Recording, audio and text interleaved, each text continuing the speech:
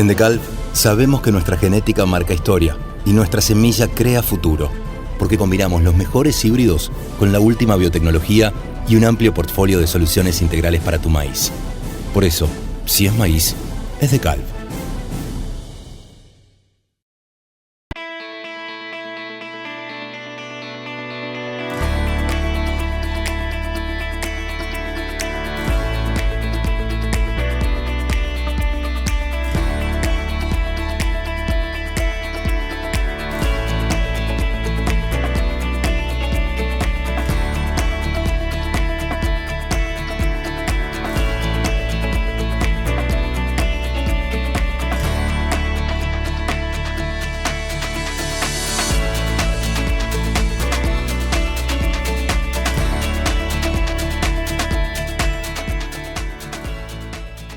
Atanor Pro, tu programa de capacitación para la protección de cultivos.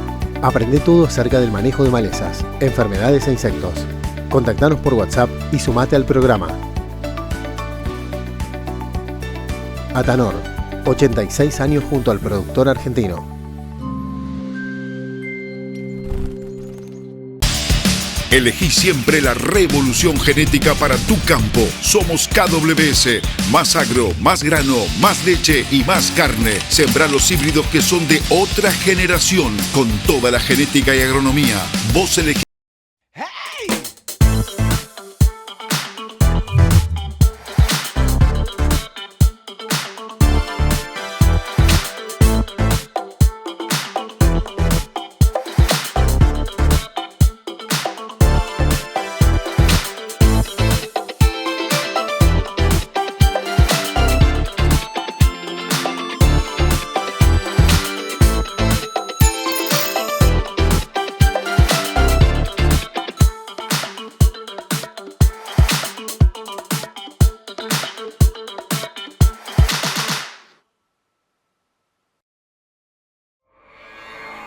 Para poder alcanzar cualquier sueño, primero hay que creer.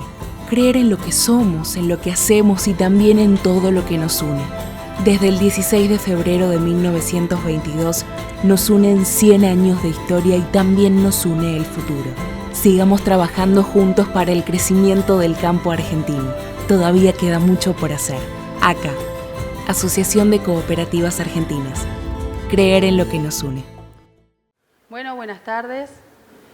Acá con el panel formado por Pablo Carpane de la empresa Atanor, Beto Peralta, gerente de Halcón Monitoreos, y Alejandro Vera de la Estación Experimental Obispo Colombres. Vamos a seguir tocando un poco el tema de la temática del achaparramiento del maíz, principalmente de Dalvulus maidis, hablar un poco de control químico y también de manejo y también de otras plagas que también se encuentran en el cultivo del maíz y que nosotros las tenemos un poco olvidadas con toda esta temática.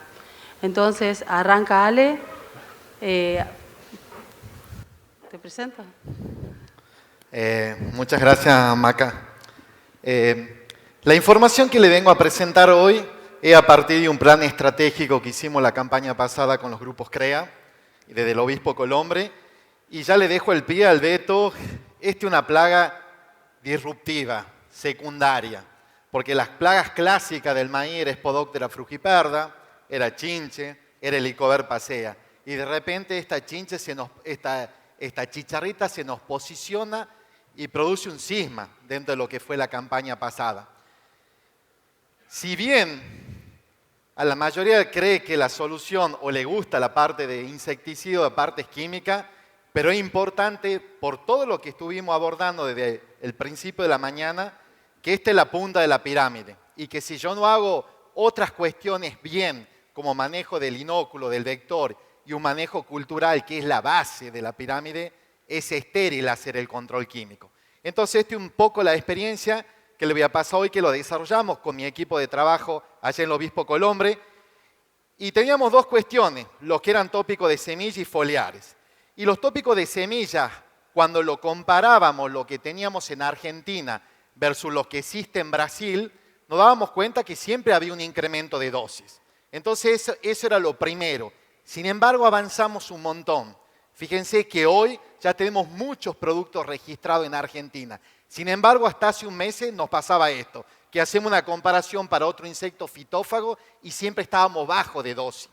Entonces, a partir de eso, decidimos hacer un ensayo bajo condiciones controladas, tomando 2 neonicotinoides, que en este caso el tiametoxan y el imida. Fíjense que el tratamiento 2 es la dosis de tiametoxan registrada para Argentina para otro fitófago. El tratamiento 3 es la dosis del tiametoxan en Brasil, el 4 el imida en Argentina para otro fitófago y el número 5 en lo que está de Brasil. Inoculamos 5 chicharritas por planta. Esta era un poco la metodología para que vea. Esta era la evaluación cuando hacíamos chicharritas muertas, chicharritas vivas. Y lo que vemos a priori de repente es, y tenían razón los brasileros, porque incrementaban dosis, porque si ustedes ven la barra roja, tiene menos de un 35% la dosis de tiametoxan registrada para fitófago. Recién veo un control que sube, la amarilla, de 78, que sería la dosis del tiametoxan. Sin embargo, fíjense que el imidacloprid se comportó muy bien, indistintamente que sea la dosis de Argentina o la dosis de Brasil. Por otra parte, quisimos agregar el tercer neonicotinoide, que en este caso es el clotianidin, nuevamente con las comparaciones dosis de Argentina, dosis de Brasil, la misma metodología, inoculando 5 adultos por trampa. Aquí un poco le voy pasando muy similar. Y observamos esto nuevamente. Observamos que fíjense que 18.8, cuando estamos viendo la eficacia de control, es la dosis del tiametoxan. Entonces, nuevamente veíamos esa foto, que dentro de los neonicotinoides necesitábamos un incremento de dosis. Sin embargo, nuevamente vemos el rojo y lo que es el amarillo, que es el imida, indistintamente se transforma en la dosis de Argentina o dosis de Brasil, tenía una performance similar. Cuando lo vemos un poco al tema de control de ninfa, que bien lo vimos en el módulo anterior, en el panel con los entomólogos de Brasil, fíjense que nuevamente vemos el testigo, la cantidad de ninfa, y también vemos en rojo está el tiametoxan. Entonces, nuevamente vemos esa tendencia que no solamente lo observamos en adultos, sino que nuevamente lo volvemos a ver en ninfa. Lógicamente, que imida, vemos 1.4, 1.3, se comportó sin diferencia estadística, sea dosis de Argentina o sea dosis de Brasil. Pero lógicamente, el incremento de dosis tiene el lado B. Y el lado B es la acción de recurado, que es importante que quede ese concepto. No es una acción que la estamos recomendando, es ideal y ya se traccionó muchísimo con los semilleros para que venga con el curado profesional. Sin embargo, queríamos saber qué efecto tenía el recurado. Entonces, si ustedes ven los tratamientos, es 1, 2, 3. No quisimos tomar ni la dosis de Argentina ni la dosis de Brasil. Fíjense, si lo tomamos el clotianidin, lo que estaba registrado en Argentina era 0,3 centímetros cúbicos cada 1000 semillas al rango 0,8. Y la dosis de Brasil es 1,3. Sin embargo, nosotros nos quedamos en el medio, en 1.1, si se dan cuenta. Bueno, así lo hicimos también con los otros neonicotinoides. ¿Qué observamos? Una acción de que yo hago un recurado y que automáticamente a los 7 o 17 días ejecute la siembra. Fíjense que de esos 15 híbridos, solamente 5 me mostraron algún tipo de fitotoxicidad en la fisiología de la semilla. Que eso se traduce en 2 cosas, semilla muerta o plántulas anormales. Y fíjense que solamente fue en el imida, tanto el clotianidin como el tiametoxan, hacer el incremento de dosis no me produce ningún tipo de fito. Sin embargo, tampoco vamos a salir a decir que el imida produce esa acción. Solamente de esos 15 híbridos lo hizo en 5. Entonces es una información que es importante de la que la puede desarrollar el semillero, que va variando de acuerdo a la sensibilidad del germoplasma. Por otra parte, vemos esta acción que fíjese que si yo hago un recurado y guardo y pasa entre 112 a 152 días y la foto cambia.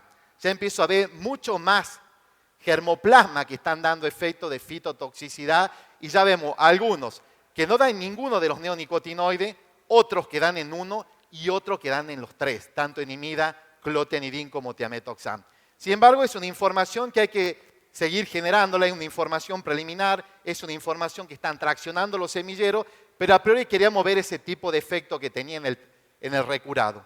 Esto es lo que le dije al principio, hoy tenemos todo esto registrado ya en Argentina, enhorabuena, Fíjense que está el tiametoxan, el imida, clotianidin, ciantraniliprol y el Croftar, la mezcla del tiodicar con el imida. Fíjense que avanzamos un montón. Que hayamos tenido esta catástrofe, esta campaña, y que hoy ya tengamos registrado esto, es un avance más que positivo. En foliares no pasaba algo diferente. Fíjense que en foliares, cuando hacemos la comparación, qué es lo que teníamos en Argentina para otros fitófagos y qué eran las dosis de Brasil, también lógicamente vemos que había incremento de dosis, que hacía falta por qué subían las dosis de los piretroides y de los neonicotinoides. Y esta fue la pregunta del millón. Y empezamos a traccionar nosotros porque en un momento se había instalado de que verdaderamente esta chicharrita que era pequeña tenía superpoderes y que los insecticidas eran ineficaces. Obviamente que tiene una estructura que se llama brocosoma, que son, de alguna manera le da esa entidad de que no pueda llegar. Sin embargo, en la foto, es lo que yo quiero que quede, que esas nanopartículas no cubren totalmente, sino que tienen una serie de espacios que es donde tengo que pensar en la calidad de aplicación y en el momento para ser efectivo.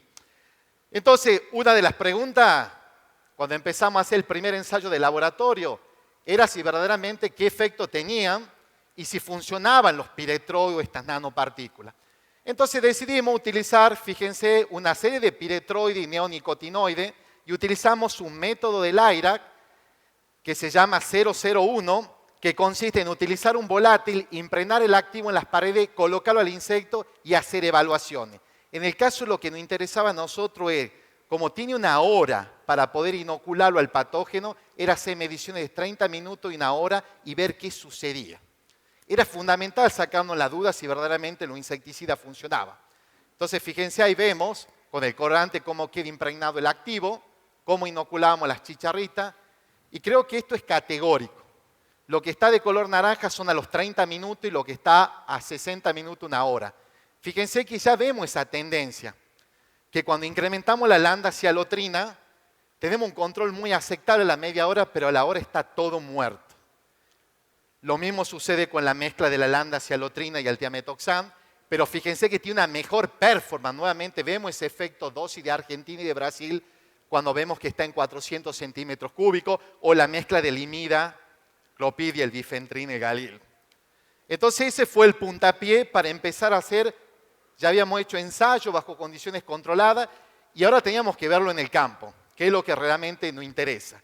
Y nos tocó chocar con una realidad que era una zona de los altos, que fue la zona endémica, una de las zonas endémicas en Argentina, como fue norte de Santa Fe, donde la presión de la plaga y del inóculo fue nunca antes vista. Fíjense que era un maíz próximo a cosechar bajo círculo de riego y en una cuña un maíz que se encontraba entre B3 y B4. Estaban produciendo ese proceso de migración que también lo explicó los colegas de Brasil, que siempre la chicharrita va a preferir el maíz que se encuentra en vegetativos temprano.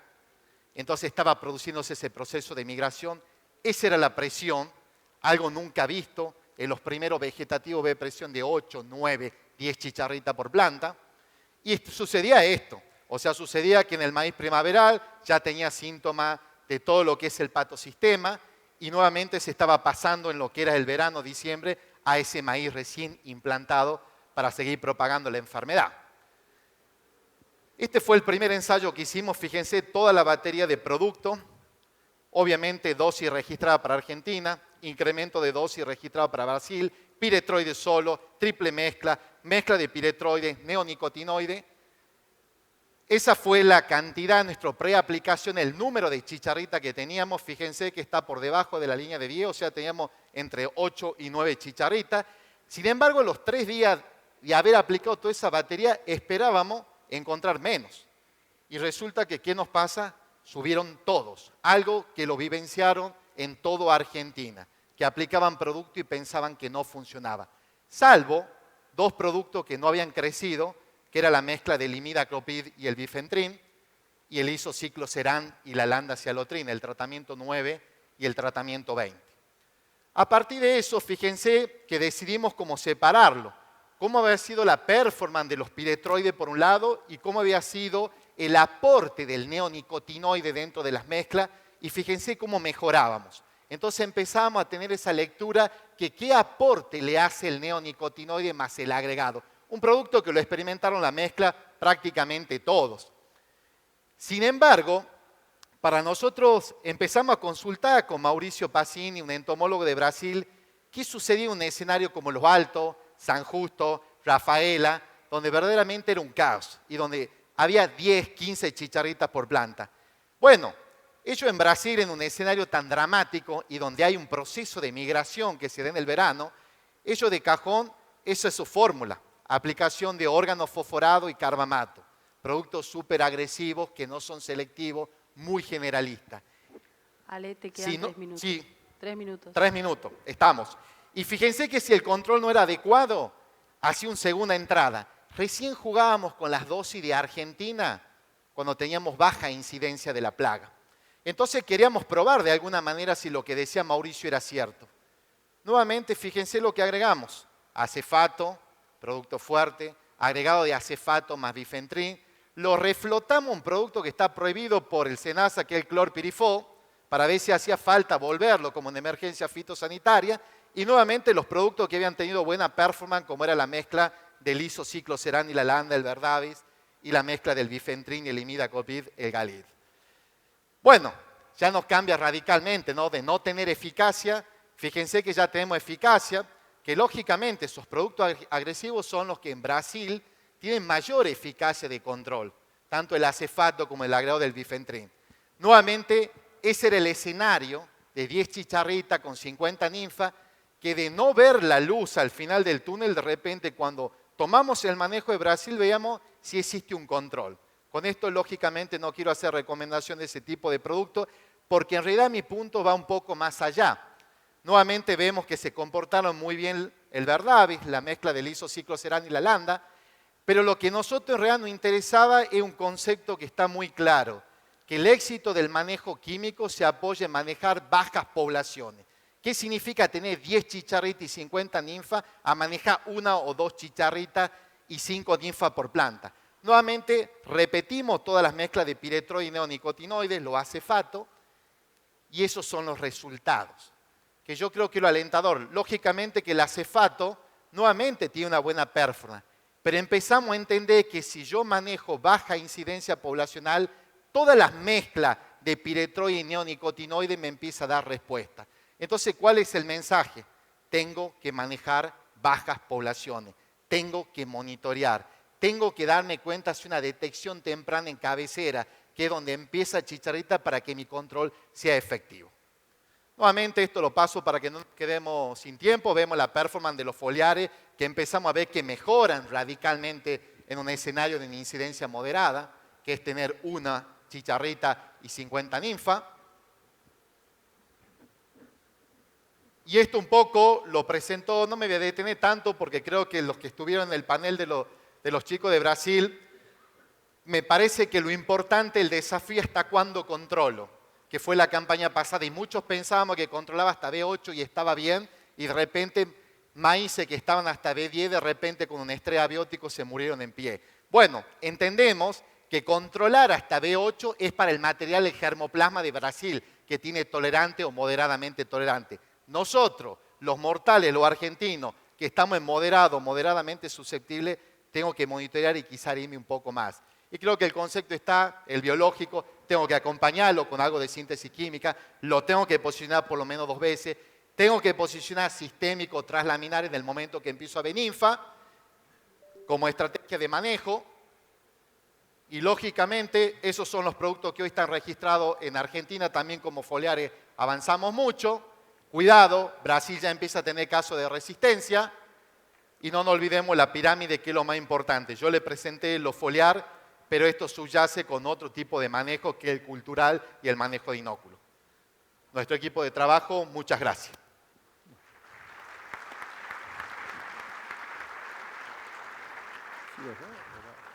Bueno, muchas gracias, Alejandro. Muy cómodo. Una sola pregunta, como para que quede más claro aún de todo lo que explicaste y para que no se preste a confusión, el tema del cura semilla. Entonces, con estas recomendaciones tuyas y en base a las evaluaciones realizadas, no se está recomendando el recurado por parte de los productores. ¿Es así o yo entendí mal?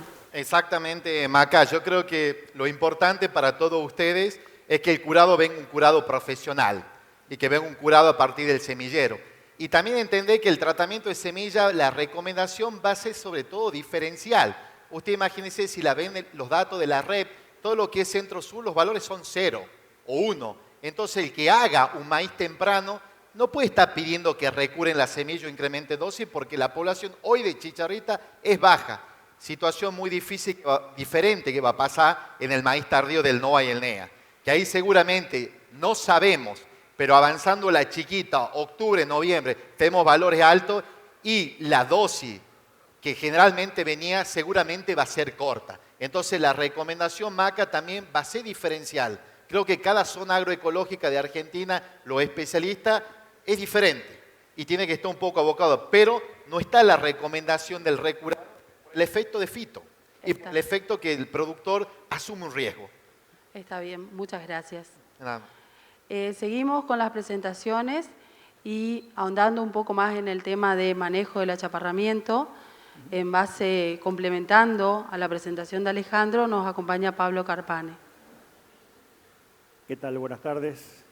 Gracias por la paciencia a los que se han quedado hasta ahora y sobre todo porque es como la 9ª presentación de chicharrita y achaparramiento en este congreso, ¿no? Un poco para armar esta presentación de hoy, fíjate Ale que hasta en esto te llevo la contra, puse la pirámide al revés. Me puse a pensar a ver cuáles serían los factores, en mi opinión, más importantes para el manejo de esta enfermedad. Yo puse 6 nomás, seguramente en otras situaciones hay más aspectos a ser tenido en cuenta, pero lo que traté de enfatizar, ahí está, es, estoy tratando de ver cómo se pone la luz aquí. No sé. Ese cambió. El primero, Pablo. ¿Perdón? El primero es la lupa. Bien. Mantenerlo apretado. Bueno, un poco el concepto de lo que yo quería mostrar es que a medida que va pasando el tiempo, desde el inicio hasta que el cultivo ya está ocurriendo, el impacto sobre el porcentaje de control que nosotros estamos teniendo es cada vez menor, ¿no es cierto? Es decir, mientras nosotros inicialmente tenemos opciones para evitar la enfermedad, para escaparnos, si nosotros tomamos decisiones equivocadas y nos vamos metiendo solos en la boca del lobo, el margen de acción y el valor de las herramientas de control que vamos a tener es menor, ¿no es cierto? Entonces, yo voy a ir desglosando en esta presentación cómo inciden estos puntos y las recomendaciones de dónde vienen, como para entender un poco el criterio que hay detrás de ellas. Siempre me enseñaron en la universidad, usted como ingeniero agrónomo no estudie recetas, tenga criterios, y eso es un poco el espíritu que quiero darle a esta presentación. En cuanto al control de plantas voluntarias, ¿qué impacto tiene eso? Depende. Eso es otro que nos enseñaban mucho en la facu, ¿no? Hay 2 orígenes de las chicharritas. Unas que puedan estar ya en el lote presentes, que esas sí las vamos a poder manejar con todo lo que nosotros hagamos del control de malezas, con los herbicidas, con el control de guacho, etcétera. Pero también es claramente una especie migratoria. Dalbulus maidis es capaz de volar, especies similares vuelan entre 500 y 1000 kilómetros, entonces no hay forma de escapar a ese movimiento migratorio de los insectos que se va a ir agravando a medida que pasa el verano, ¿no es cierto? Por eso las fechas de siembras tardías son las más complicadas. En el norte de Sudamérica aumenta la cría de los bichos y aumenta el movimiento hacia el sur a lo largo del verano. Control de chicharritas sobrevivientes, eso es un punto importante. Todos estamos de acuerdo, hay que tratar de achicar lo más posible la longitud del puente verde, cosechar bien, estar atento a las condiciones ambientales. Dalbulus maidis es una especie que tolera muy mal el frío, más allá de que haya alguna información que muestre más o menos supervivencia. Entonces, sur de Córdoba, Buenos Aires, sur de Santa Fe, son zonas donde esta plaga es muy difícil que sobreviva en condiciones naturales en la mayoría de los años. Otra consulta que han hecho es cómo esas plantas que están en pie sin cosecharse, cómo actúan como puente verde. No, puente verde es planta verde, los insectos no se pueden alimentar de plantas que ya están secas, ¿no es cierto? La alimentación del insecto es clave. Y ahora voy a mostrar alguna evidencia actual que toda la evidencia que hay en Brasil, en Estados Unidos, en México, indica que no hay otras especies que tengan un rol relevante como fuente de inóculo de la chicharrita y de los patógenos que esta chicharrita transmite. No los quiero entrar mucho en detalle con esta parte que es muy teórica, pero lo que quería compartir, este es un esquema, es como un electrocardiograma de la alimentación de Dalbulus maidis. Acá se está alimentando de maíz, se ve esta onda que corresponde a la alimentación en floema, ¿no es cierto? Eso es el momento en que Dalbulus maidis transmite los patógenos. Y aquí abajo tenemos una alimentación en avena. Si ustedes se fijan, esa onda de floema que nosotros estamos teniendo aquí no ocurre. Sí ocurre una onda distinta, que se ve, esa más gorda abajo, que eso es la alimentación en xilema, que es esta onda que nosotros vemos aquí. ¿Qué nos indica esto? Que en este hospedero, por lo menos, Dalbulus maidis es capaz de tomar agua desde el xilema, pero no de tocar el floema, donde sí juega un rol importante en la transmisión de patógenos. Una historia larga, en una frase, pueden tomar agua, pueden aumentar la sobrevivencia porque evitan deshidratación, pero ningún huésped, o por lo menos estos huéspedes que nosotros probamos, no son fuente de los patógenos, entonces no complican tanto la epidemiología de la enfermedad. Estar atento a las condiciones ambientales, otra herramienta de manejo clave. Me parece genial la red de monitoreo que se ha armado para esta plaga. Mi recomendación para los productores es, como esta es una especie migratoria, tenemos que mirar la evolución de las poblaciones, la chicharrita, a nivel regional, ¿no es cierto? No solamente lo que ocurre en nuestro país, sino ir mapeando cómo ocurre esa población en el norte del país y eventualmente cómo va evolucionando hacia el sur. Junto a la evolución de las condiciones climáticas nos da dos herramientas durante el invierno que van a justificar el 80% del problema del achaparramiento de maíz. Ahí ya podemos tomar decisiones de cómo trabajar en esos dos momentos del año para ver si cómo podemos jugar con los otros factores de manejo para lograr un buen control de la enfermedad. ¿Estamos? Aquí me gustó mucho esto que robé, no por haberlo robado, sino porque cómo se mostraba el gráfico, pero esto se mostró en el Congreso de Maizar. Creo que lo mostró una gente de Colombia, no recuerdo, pero son las condiciones climáticas, los pronósticos, ambientales del invierno para dos campañas normales y la última es la campaña 2023. Cambió radicalmente las condiciones climáticas, eso es algo que ya se puede ver viendo mucho antes de la fecha de siembra. Otro aspecto muy importante, clave en todo esto, que puede ocurrir, hay veces gente que ya toman decisión de siembra de maíz en abril, y hay otros que esperan mucho más, puede ser antes o después, pero por lo menos la experiencia que yo tengo en esta enfermedad, que son creo que 24 años ya, si mal no me traicionan los números, es que la elección del híbrido es clave, es clave. No le voy a hacer la trampa que siempre hago en este slide, siempre pregunto cuál de estos dos híbridos es un templado y cuál es un tropical, porque les digo que los dos son híbridos templados. Es decir que hay una variación en la resistencia enorme en cuanto a comportamiento. Es decir que no quiero que les quede un concepto que tropical bueno, templado malo, porque cualquier cosa puede pasar, ¿no es cierto? Y hay un solapamiento muy importante. Voy a dedicar 3 o 4 slides al rol del híbrido como herramienta de manejo. En esta publicación que hicimos en 2019 con Darío Leszczuk, que estaba presente hoy, estudiamos 4 híbridos de maíz, que bueno, esto es tan viejo que solo un híbrido está comercial todavía, pero vimos que hay híbridos resistentes a las chicharritas y hay híbridos que son resistentes al espiroplasmas. Trabajamos 4 híbridos y cada uno lo pusimos en un cuadrante distinto. ¿Cómo funcionan esos híbridos? Y los híbridos que son resistentes a la chicharrita, este es un ensayo de preferencia, en el eje X tenemos el tiempo, y en el eje Y tenemos cuántos insectos hay en cada híbrido, vemos que Primero, algunos híbridos están ahí boyando, digamos, en el ensayo, pero en algunos híbridos se van direccionando directamente al híbrido donde se quieren alimentar.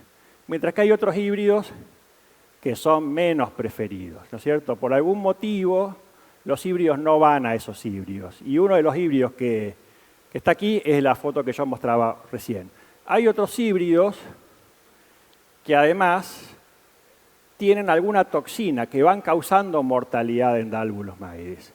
Este híbrido que está aquí, se me hace muy difícil el control con este puntero, discúlpeme.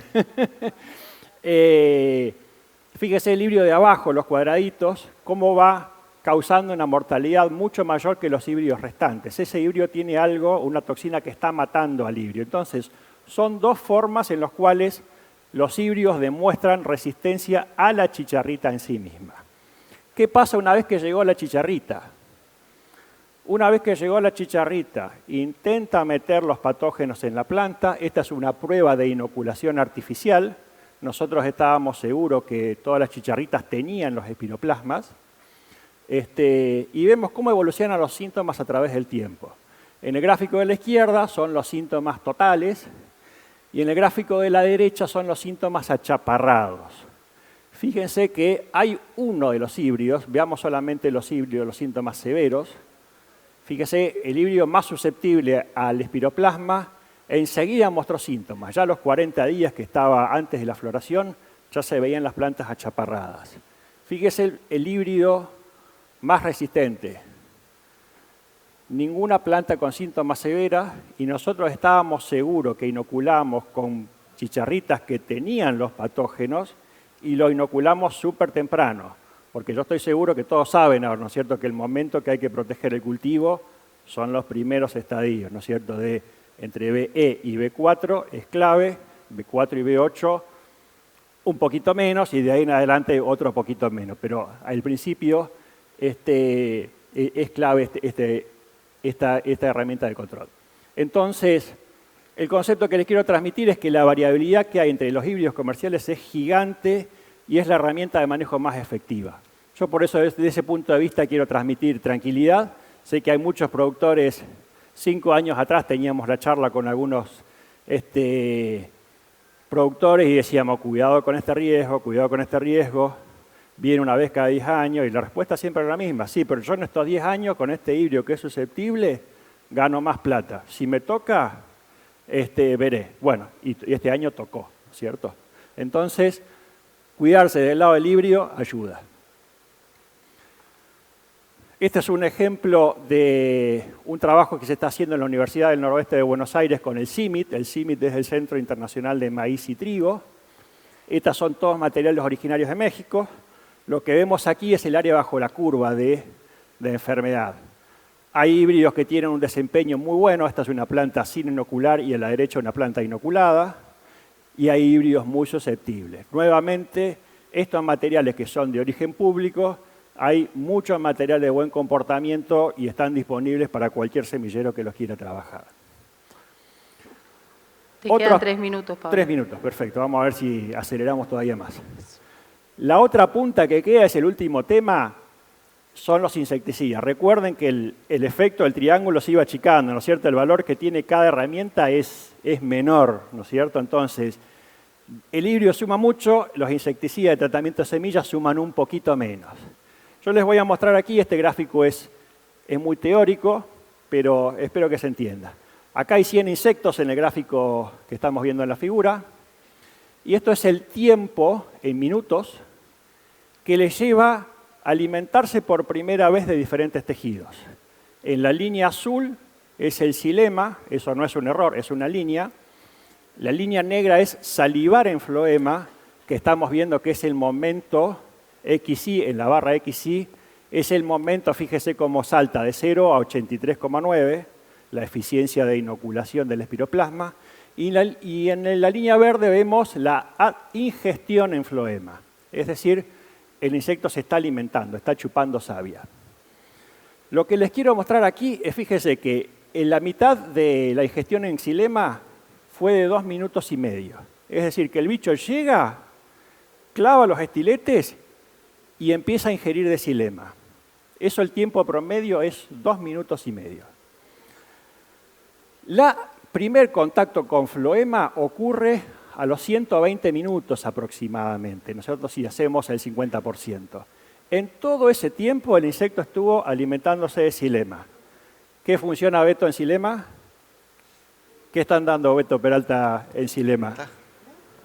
¿Qué tenemos en xilema funcionando?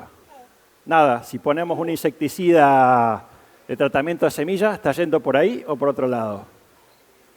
Por todos lados. Entonces, en todo ese tiempo están expuestos a los insecticidas que nosotros hayamos puesto en el tratamiento de semillas. Es decir, que si el insecticida ya está presente en el momento que llega la chicharrita, va a ser controlado por este insecticida que está ahí en xilema y no vamos a tener problemas. Ahora, si nosotros queremos controlar un insecto que ya está posado, no lo vamos a controlar con un insecticida sistémico. El producto que tenemos que usar es totalmente distinto. Entonces, yo les quiero compartir acá, como para setear un poco las expectativas, es el valor que le vemos al curasemilla. No hay que confiarse 100%, ¿no? Lo que vemos en este gráfico es, la barra blanca es el nivel de daño de la enfermedad en plantas que no tenían insectos, en el azul es con insectos inoculativos, y en las líneas azules sí es las plantas tratadas con curasemillas. Sí, ya vi el tiempo, que ya me voy. Fíjense que ese gap positivo por el valor de tener un tratamiento de semillas se va diluyendo a través del tiempo. A partir de B2 en adelante no tenemos más valor, ¿no? Según este trabajo que fue hecho en Brasil. Y a su vez también ratifica lo que veíamos recién de la ventana de control, ¿no es cierto? Fíjese que el daño causado por el espiroplasma, la diferencia entre el blanco y el celestito, es cada vez menor a lo largo del tiempo. Lo último, con insecticidas foliares, es hay que tener cuidado con el tipo de producto. Creo que fue Ale muy concluyente con los resultados, una información muy sólida respecto a la expectativa. El porcentaje de control es bajo. ¿Y por qué se debe eso? Primero, porque si nosotros vemos la chicharrita, vamos a comprar el producto, vamos a conseguir la aplicadora y aplicamos, el insecto ya inoculó todos los espiroplasmas, ¿no es cierto? Los tiempos de acción de los sistémicos son muy largos en relación al tiempo de inoculación. Estos productos de contacto duran solamente 3 días y además suceden 2 cosas importantes. La planta va creciendo, los productos, siempre hay tejido nuevo que no está expuesto a los insecticidas y hay muchos bichos que están viniendo constantemente hacia el cultivo. Entonces, esta es una información de Obispo Colombre, lo mismo que mostraba Alejandro. No estoy mostrando ahí los productos, pero la eficiencia de control es baja, tal como lo vemos ahí, ¿no es cierto? No hay que confiar mucho en esto. Y lo último, esta es mi propuesta de manejo. Siempre tenemos que ver dónde estamos. Creo que quizás en el sur, fecha de siembra, elección del híbrido puede ser suficiente. Por el contrario, el manejo en el área tropical es más complejo. Elección del híbrido es clave, concentrar siembras y mentalizarse en aplicar insecticidas. Eso es todo. Disculpen la duración extra de la presentación. Perdón, Beto, que pensé que estaba...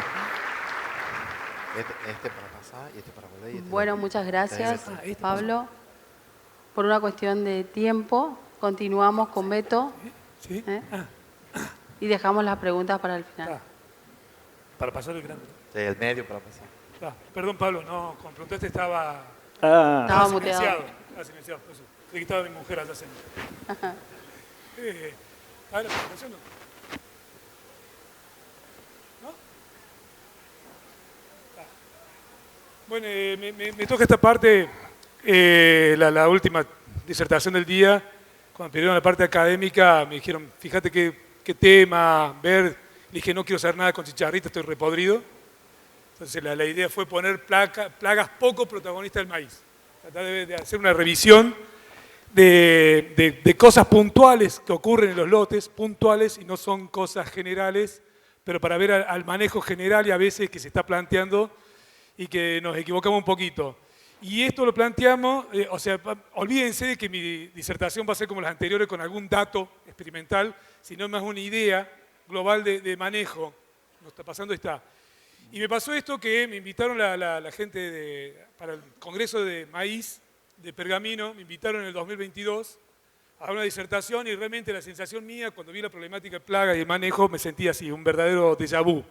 En los conceptos, me refiero a lo que son los conceptos y no, realmente no sabes si lo estoy viviendo de vuelta o no con la problemática, porque el mensaje en aquel momento era este. O sea, si va a venir una problemática, ¿por qué no te anticipás? Y estoy hablando respecto al sector. Cuando el sector ve problemas, se mencionan todo el tiempo, pero cuando va a haber el manejo no pasa. Y cuando hablamos de plagas secundarias nos pasó. Entonces, en esa presentación allá en Pergamino, había presentado este video, que era algo que la ves venir y no te das cuenta que la ves venir. Muchos entendieron de qué se trataba.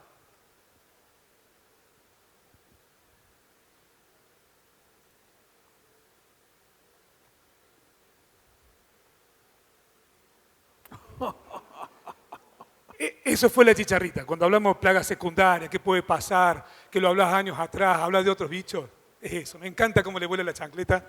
Eso así nos pegó, entonces eso lo presenté en el 2022 y para hacer un análisis global, a ver dónde estamos parados.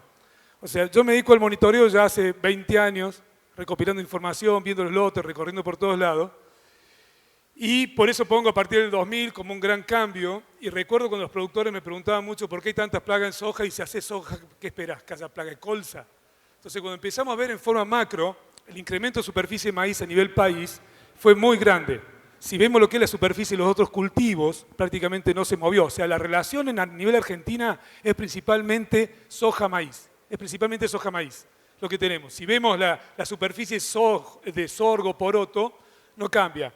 Cuando vemos cómo pasamos del gran boom que fue a partir del 2015 del maíz, que se empezó a meter a nivel país, pasamos de un 22% a un 33%. Un incremento muy fuerte, que no se nota porque hay mucha soja, pero fue un incremento muy fuerte que te cambia la dinámica. Y después cuando ve a nivel país, por regiones, que acá se me enoja la gente del norte cuando le digo no existen, en el buen sentido, pero es cuánta hectárea suma, por ejemplo, no hay NEA, norte de Córdoba tampoco existe, donde estoy yo, planteándolo de superficie, pero si vemos la superficie principalmente de maíz, está en la zona centro. Sin embargo, cuando vemos qué ocurrió en cada región, ocurrió exactamente lo mismo. Si vemos el incremento de la superficie de maíz, que son las líneas naranjas, se aumentó a nivel país, en todos lados por igual. O sea, cuando uno empieza a analizar esos datos, estos son los datos de la SAGIP, de las series históricas, falta de esta campaña, vemos que todo el país fue hacia hacer más maíz, mucho más maíz. Entonces, era totalmente lógico empezar a ver problemática de maíz y te empiezan a llamar por un montón de cosas. Y lo hermoso de esto es que siempre hablamos de estos conceptos. Se escucha la palabra recurrente, emergente, ocasional en las plagas. Lo hermoso es cuando vos estudiás un poquito más las plagas en su evolución, perdón, pero esto no me están dando, ¿se me cae? Sí. Es mejor que lo saque, porque no. ¿Cómo saca esto?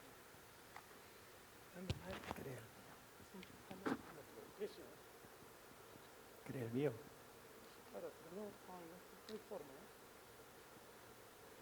Perdón. Uy, se me enredó. Hola, sí, mejor así.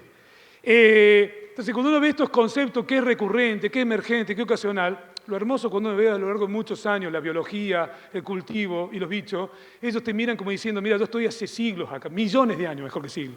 O sea, vos me llamás de esto. Entonces, la pregunta es, ¿qué estamos haciendo para que algo sea recurrente o emergente o ocasional? Sobre eso, por ejemplo, para empezar a ver el sistema, por eso decía no van a venir un dato, para empezar a ver el sistema en forma global y los cambios que ocurren y que después nos sorprenden. Por ejemplo, para la zona pampeana, gusano blanco, que siempre se plantea como problemática en trigo, y estamos acostumbrados los últimos años que lo dejamos de ver. ¿Por qué lo dejamos ver? Bichito hermoso que tiene un ciclo anual generalmente y empujamos muchísimo hacia la siembra tardía. Sobre todo en la región centro de Córdoba fue mucho hacia la siembra tardía y obviamente le escapamos al principal problema que era la implantación. Le escapamos eso. Sí tuvimos casos muy puntuales, de daños, sabiendo que nosotros tardamos en cosechar, allá al final comiendo raicillas de anclaje y se nos descalzaba. Pero el principal daño es que si ahora todo el mundo me siembra en forma temprana, que es lo lógico, es que el ciclo del bicho no va a cambiar a grandes rasgos y voy a meter las plantas justamente en un periodo susceptible para implantación de gusano blanco. Y si estoy viendo muy pocas palas en los agrónomos que van a campo para ver si tienen gusano blanco o no. Y después la sorpresa. Entonces, cuando uno empieza a ver eso, decir, bueno, hay plagas o hay bichos que están y después las llamamos ocasional, emergente, pero no son por ellas, son principalmente por nuestros manejos que hacemos, que es este problema de la implantación y que es muy grave porque no tiene control químico. Otra señorita hermosa es esta, chinche los cuernos, que generalmente para zonas centro y norte no causa tanto daño como puede ser el sur, justamente por la siembra tardía y la tasa de crecimiento del maíz. Que cuando lo vemos, esta es una escala de Fernando Flores, que ahí dice adaptado, de unos trabajos que hizo él en Marcos Juárez. Adaptado, ¿por qué? Porque la escala tal cual como lo escribió él, y yo puse las fotos en base a lo que interpretaba, porque mostraba Fernando Flores en este trabajo que la severidad 3 y 4 son las que realmente eran plantas mal formadas que no producían. La severidad 1 y 2 eran plantas normales, después las espiga y producían. Entonces, no todo el daño por chinche se traduce en pérdida de rendimiento, es lo que mostraba él. Entonces, viendo esto, lo que uno se plantea es decir, bueno, ¿cuándo tengo más probabilidad de tener daño? 1, 2 o daño 3 y 4. Y depende mucho de la tasa de crecimiento del maíz en la implantación. Por eso el centro-norte se daba el lujo de tener pocos grados 3 y 4, porque sembramos tarde con tasa de crecimiento muy rápida. Cuando sembras con tasa de crecimiento lenta, siembras temprana, ahí se te complica un poquito más. Y después te aparecen cosas raras. Después te un manejo también para chinche, que esto lo estamos observando bastante en los lotes de monitoreo, si vemos, por ejemplo, Nesara, las famosas, los puntitos blancos, pero lo estamos viendo también en la chinche de los cuernos. En menor frecuencia, pero se observa. En invierno, esa chinche invernante, en primavera le solemos encontrar la ovipostura de la mosca parasitaria. Entonces, cuando uno ve esto y empieza a ver los barbechos y los controles, empieza a ver cierta problemática, es decir, ojo con el abuso de control, porque esta plaga se va a morir. Parece una tontera, pero después a lo largo del tiempo te pasa factura de que eliminaste un montón de control biológico y te aparece cada vez más. Y la pregunta es, ¿por qué después de tantos años me aparece más? Y en implantación también tener cuidado con los casos raros. Estos son casos raros que menciono, por ejemplo, que me llamaban por chinche, no era chinche, era caracol.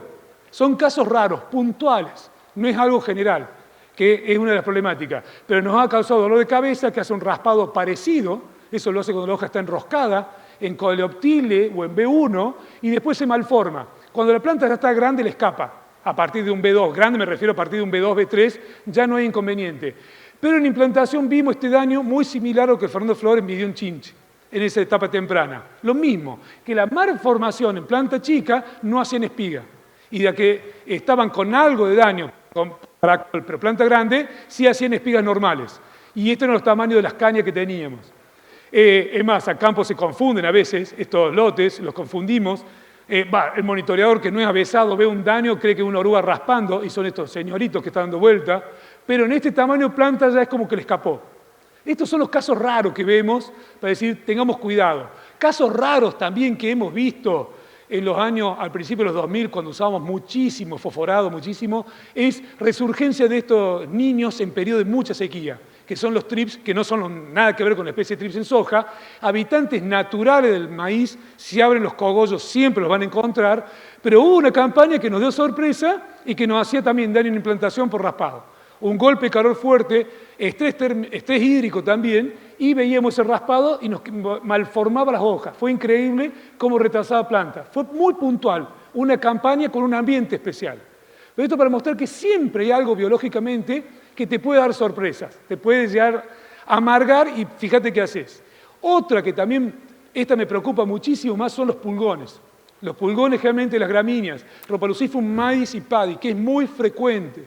Y este año, que tuve la suerte de ir 2 veces a Brasil, al mismo lugar, por el tema chicharrita, algo recurrente que nos planteaban es cómo avanzó la virosis y la presencia de pulgón a partir de que empezaron con los controles químicos sucesivos para chicharrita. Dice que esto cada vez es más frecuente verlo, cuanto antes era ocasional. Que nosotros lo vemos muy común, allá al final no sabemos realmente cuánto daño hace, pero sí que si hacemos un desmanejo puede llegar a explotar. Es más, hasta los que encontramos escondidos, por ejemplo, vos ves la chala y cuando abrís la chala están ahí abajo, a veces ni lo ves con la presencia, pero están generando colonias ahí para saber que cualquier desmanejo que haga, esta población puede explotar y te puede dar dolor de cabeza. ¿Qué le llamamos desmanejo? Hay siempre algo de equilibrio, por más que los cultivos que manejamos son cultivos anuales, que es difícil llegar, no es lo mismo que un cultivo perenne, para hablar de equilibrio biológico, pero siempre hay algo de equilibrio, siempre algo que mantiene toda raya. Esto, un ejemplo en pulgones, son las momias, por este parasitoide que trabaja constantemente para nosotros. Es algo espectacular. Nosotros en el norte de Córdoba, en trigo, cuando vemos pulgones y vemos momias, paramos cualquier tipo de aplicación porque realmente nunca son necesarios. Principalmente para Rhodophyllum pavi, y tiene una velocidad de trabajo espectacular. Cada vez que se acerca un pulgón, no sé si acá se ve el video, que lo toca, está poniendo un huevito. Es increíble cómo trabajan, es increíble. Ahora, cuando lo he vivido, cuando hemos abusado de los fosforados para estos productos, desaparecen. Entonces, esto también nos da una mano terrible para esos bichitos, que muchos dicen que es esa mosquita molesta que está dando vuelta. Bueno, son las moscas sírfidas que trabajan, que sus larvas son predadoras. Entonces, lo que más me preocupa a mí es el manejo con la presencia de bichitos que siempre están. Este es un pulgón citado, este lo encontró mucho en Santa Fe, no acá en Córdoba, Sifamaidis, un pulgón raro, pero se encuentra en el maíz y es fitófago. Y vos decís, cualquier fitófago es potencialmente plaga, lo que depende que sea para mí plaga o no, una cuestión de población, de cantidad. Entonces, hay un montón de cosas que si no nos cuidamos tenemos que verlo. Hemos tenido las campañas pasadas en sequía muchas consultas con Aranuela. ¿Qué hace Aranuela? Una pregunta que detesto cuando aparece una plaga nueva, me dicen, ¿cuál es el umbral? Y, ¿cómo la pregunta es? O sea, recién aparece y querés saber cuál es el umbral. Para hablar de umbral necesitas investigación, desarrollo, modelo matemático, para entenderlo. Entonces tienen que empezar a ver conceptos más groseros de ecofisiología de cultivo y ver la dinámica de tu lote y ver cómo lo vas manejando y los eventuales controles que haga. ¿Qué hoja te afecta, qué no te afecta? Empezar por esa parte para meterle criterio, no un simple umbral. Fíjense, hasta una contradicción en esta foto. Teníamos aranuela y teníamos roya de maíz. Algo que decir, ¿para dónde va a ir? ¿El ambiente qué me va a hacer? ¿Para la enfermedad o me va a hacer para la aranuela? Y esto en los años pasados lo hemos visto bastante frecuente con muchas consultas. Y esta señorita la pongo por un tema especial, es porque sabemos que ya lo que es la proteína VIP no funciona. Esto es un trabajo de Estados Unidos donde mostraba ya hace varios años que venían evaluando la peligrosidad con respecto a la proteína VIP y el control sobre el Helicobacter. Acá no lo quise poner, pero Vera con Casmus, ellos dos han trabajado bastante en colombres y han demostrado que realmente ha caído, no podemos decir palabra resistencia, pero sí que ha caído la tolerancia, se ha incrementado la tolerancia de la plaga a la proteína VIP.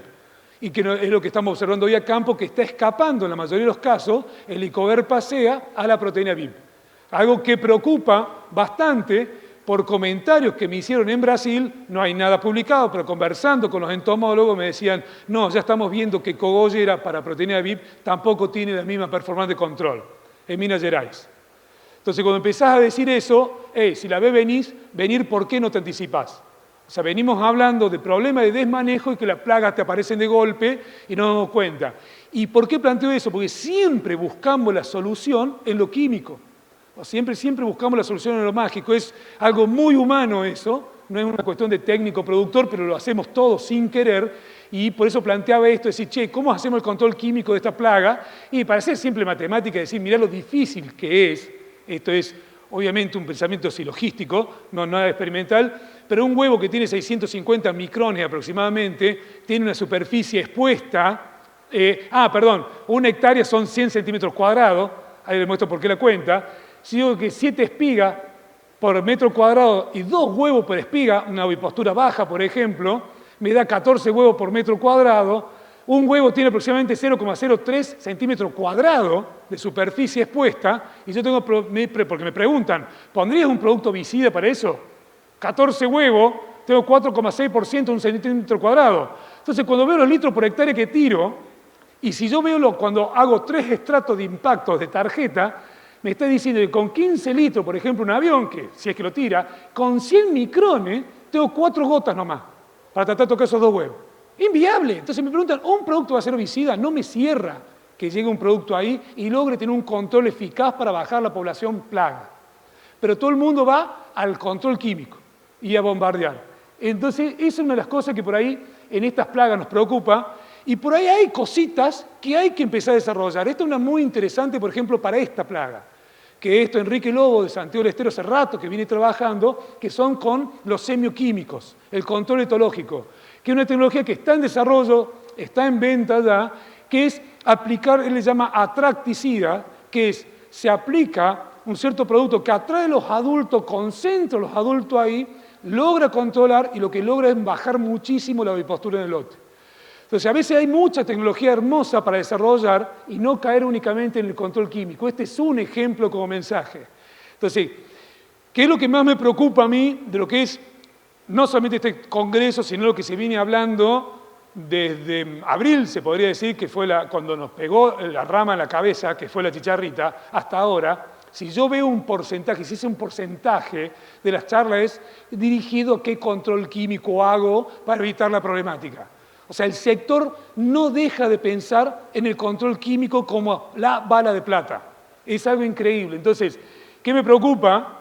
Que hoy, si no se hace por una cuestión, digamos, lo que estamos viviendo económicamente y financieramente con los cultivos. Porque, por ejemplo, se hablaba siempre del control de cortadora y chinche al inicio, control químico. Hoy, chicharrita, se habla de 2 aplicaciones para Argentina, pero se habla de 2 porque no cierra el número. Pero la pregunta es, ¿qué pasa? A lo mejor una tercera será necesaria. Pero fíjense, todos te están hablando 2 aplicaciones y cura semilla. Después, en la región mía se hace mucho fungicida. ¿Qué ocurre si viene enfermedad? Y si hay chicharrita, o algún bicho, como me dicen más de una vez, algún bicho hay. Y se agrega producto, porque algún bicho hay, de vuelta insecticida. Después, oruga y la espiga. Si alguno, ¿qué problemática le agregaría? Y lo peor que nos está apareciendo en el norte de Córdoba, cercospora. También, en algunos híbridos. Y me van a decir, algún bicho hay. Entonces, si no hay mayor presión de aplicación de insecticida, y soy consciente, después de 20 años del sector, es porque no cierra el número. Pero si el número cerrase, sería increíble esto. Entonces, lo que preocupa del mal uso, que después nos preguntamos por qué pasa esto. Esto es una publicación de Brasil que muestra ya la cierta caída de performance de control de lo que es piretroide neonicotinoides, al control para chicharrita. O sea, para decir, ojo que ya se está empezando a hablar de eso. Entonces, el mensaje final es decir, tenemos este comportamiento a través de la historia de la humanidad. O sea, digamos, cómo manejamos la tecnología mientras la tecnología avanzaba. Tenemos la era de piedra, bronce, hierro, media, moderna y la informática. O sea, el comportamiento humano a veces es unilateral y cuesta darlo vuelta. Entonces, en eso, porque en la recuerdo 2018 me preguntaban hacia dónde estamos yendo con las plagas. Siempre esa pregunta me dicen, ¿qué cree que se viene? ¿Hacia dónde vamos con las plagas? Yo le reformulaba la pregunta y decía, mirá, en lugar de decir hasta dónde vamos yendo con las plagas, decime hacia dónde estamos yendo con la agronomía. O sea, piensen siempre, el problema de plaga es una consecuencia de la agronomía, una consecuencia. Entonces, ¿cuáles serán nuestros próximos problemas? Mi pregunta es, ¿cuáles serán tus próximos manejos? Y te voy a decir cuáles son tus próximos problemas. Entonces, como idea es de mensaje, ojo a la bala de plata, que en los congresos lo hablamos constantemente, pero salimos a la calle y ya estamos diciendo a ver qué esquema hacemos de aplicación y qué dosis, qué producto me voy a calzar. Si no veo esto, realmente la problemática va a ser muy, muy grosera. Muchas gracias.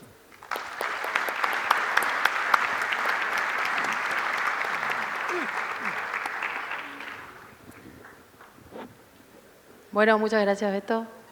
¿Alguien quiere hacer alguna pregunta del público?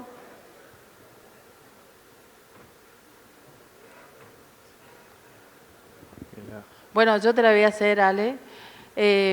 Como Beto habló del tema del Ecoverpa, me parece muy importante. Si vos quisieras mencionar, y que venís trabajando hace muchos años en el tema, si vos quisieras poder contarnos un poco sobre esta temática y lo que sí. has avanzado junto a tu equipo en el Ecoverpa. Sí, un poco venimos trabajando desde la campaña pasada de septiembre, viendo ya una falla en los maíces primaverales de Víptera, que en ese momento, campaña 23, cuando se aisló el material, digamos, entendiendo que es un cambio de susceptibilidad, comienza siendo así, para que se pueda comprobar una resistencia tiene que tener 2 características, heredabilidad, o sea que le pueda transferir a los hijos ese carácter para que sea genético, si no es un cambio no genético, y que pueda comer Víptera y no morirse. Son los 2 factores que tiene que tener. Entonces, a primera campaña el año pasado primaveral veíamos que tenemos una supervivencia del 50% y una incidencia un poco más del 60%. Hoy la foto del verano nuestra es que tenemos una incidencia del 100%, o sea, cuando vamos a abrir espiga, tienen toda presencia helicoverpa, sea L4, L5, y la supervivencia está por arriba del 90%. Asusta un poco porque significa que el FIGNE en un año lo superó ampliamente. Y un poco lo que dice el Beto, o sea, que creo que vamos en la línea y nos vamos a poner todos de acuerdo. Una tecnología tan valiosa, una proteína tan tóxica en la historia nuestra, pero a la vez tan inocua, que hoy la pierdamos es muy grave. Pero volvemos lo que hicimos mal y le pusimos todo el peso a la biotecnología. Y cuando hablábamos de refugio, cuando hablábamos de rotación de insecticida, parecía algo lejano y nos pasa factura, que no es otra cosa de que tenga perdurabilidad una tecnología en el tiempo.